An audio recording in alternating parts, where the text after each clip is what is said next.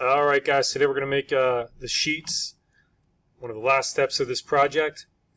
On Google Classroom, I will share directions about how to make sheets. Please follow along with those directions. I'm going to go through this, but you may want to refer to it as a guide. So over here, let me move this out of the way. In your project browser, right, you're going to come down and it's going to look like this for you, but you're going to see sheets. Hit the plus mark to expand that.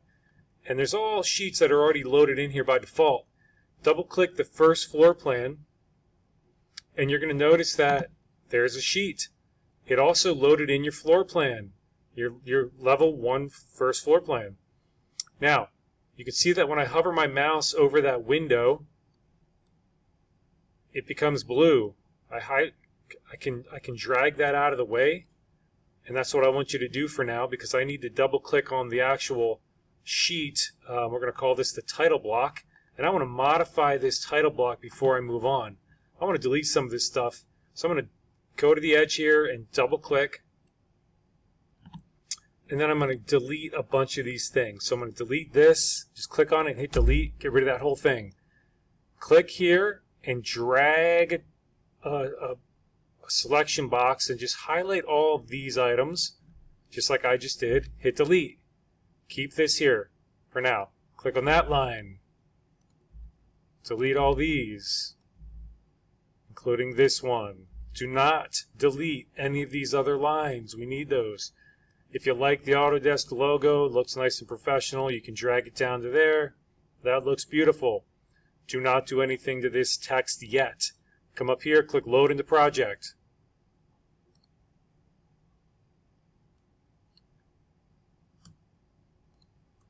Overwrite. I'm not sure if it's going to ask you that on your end, but regardless.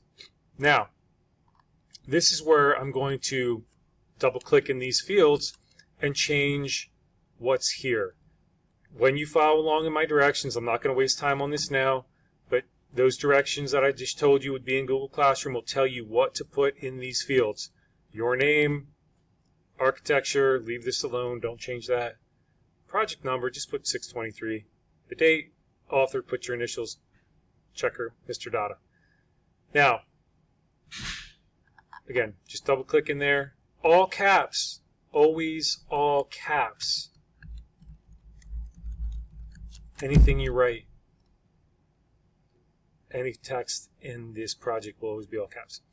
Now I'm going to drag this back over. Now, it's way too small. I want this house to fill this title block up. So if I click on this and have that highlighted or active, I'll see View Scale. Right now it's at 1/4 inch equals a foot. Most of you, 3/8 of an inch is going to be what works. As soon as you do that, it gets larger. You got to move it again. You can use the arrows on your keyboard to move it small increments instead of dragging this with your mouse, whatever you prefer. Some of you may even be able to go even larger depending on your home. We want it to be as big as possible and fill up this space as much as we can. Now, this is very important. Listen carefully. Right now I've been showing you how I can move this window around. But if I double click inside this window, double click, I've just activated the window. I can now click on things inside the house. I can work as if I was back in level 1. If I want to get out of that option, double click outside the window, over here somewhere. Now, I cannot click on those items anymore inside this window, but I could move this around again if I wanted to. So that's important that you understand that. A lot of students get very confused with how they get out of that active window and reactivate that window.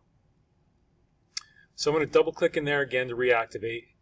And now I want you to hide everything that's not necessary, everything that should not be on a professional looking floor plan. So right click on one of your trees or shrubs. Go to hide in view. If you say element, it's only going to get rid of one tree. If you say category, which is what I want you to do, it's going to get rid of every tree and every shrub in one shot. Right-click on your driveway or your sidewalk, hide in view, category. Okay. Now, that also got rid of the floors in my house. That is good. I do not want to see those lines of tile and hardwood. If you haven't already, you need to delete all those detailed lines from way back when. This can also be deleted. That's not necessary. Okay. Now, I don't like the fact that I can see these little dots that represent the concrete. If you can, select it by clicking on the edge of maybe your slab that sticks out for a deck or something. I do want you to hide that as well. If you can't, if you don't have a little slab sticking out, you can hide the wall. Click on the wall, go to your sunglasses, hide element. Now I can click on the edge of my slab, right click, hide in view, element, go back, reset, put your wall back on. Now, anything else, cars, swimming pools, furniture inside your house, everything should be hidden in this view. Don't worry, it's still in 3D view. Trees are still there, so when we render your home, we'll still see all the beautiful things you did to the outside of the house. But they're just not appropriate in your floor plan. So go ahead and get rid of all those items. Now, next step is applying labels to all your rooms and dimensions. With this window still activated, meaning you can click on things inside of the floor plan, we're going to label by going up here and clicking on the text, the big A. Go inside the room, right in the middle of the room preferably so it looks nice and clean. Click, all caps, and type the name of the room. Now, if you click escape twice, it should clear and save your text box. Now, the next thing you need to do is measure the room so we can apply the dimension underneath of it. And to do that, you're going to come up here and click on this ruler tool, the measuring tool. And you can also go back and do this in level 1, but why not do it here? You're here, right? Remember, this window has to be activated. Click on the measuring tool. Now here's a trick. Snap to the end point. Swing your mouse over to this end, and I want you to round to the nearest inch. So 20 feet, 2 inches. But don't click on that other end of the wall. Do not click. Just read the measurement. Maybe you have a piece of scrap paper in front of you. You can write it down if you need to. And then just swing it down and take the other measurement. 8.2. So 8.2 by 22. Double click. Small number first. 8 feet 2 inches by 20 feet 2 inches. Make sure you get the format right. Now, click outside here again. Click out here one time. This box is still blue. It's still highlighted. Come up here, align center, center justify basically. And notice what it does. It moves that number nicely center justified under the words. Click again. So again, if that box is highlighted, you can click on that center justify option. This set of directions will tell you different words you might use, different rooms you're going to label. You can abbreviate PDR for powder room, aka your half bath. If you can't fit RM, don't worry about it. Just do PDR.